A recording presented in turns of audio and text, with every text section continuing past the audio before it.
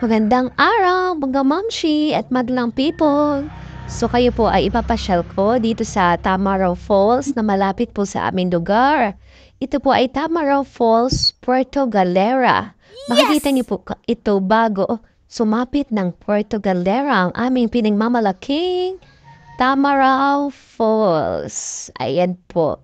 Sa lahat ng mga papuntang Puerto Galera, makikita po talaga ito kasi ito ay nasa tabi ng daan. Talagang ito lang po yung madadaanan nyo. Hindi pwedeng hindi kayo daraan dito sa Tamaraw Falls.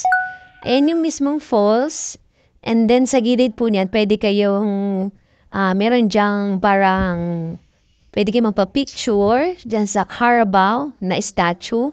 Hindi yan tunay na Carabao. Ayan, may mga may nagpi-picture-picture. And then, meron dito nakalagay na, Welcome, Puerto Galera, the heart of Asia. At meron ding bagong pinatayo silang grotto.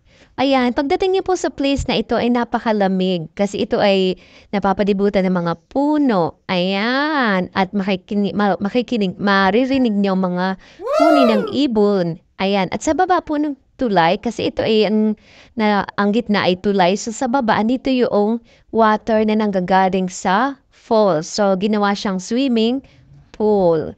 So, ayan, napakalamig po ng tubig pag diyan po kayo naligo. So, pasyal po kayo dito sa Tamaraw Falls, Puerto Galera. Maganda po dito.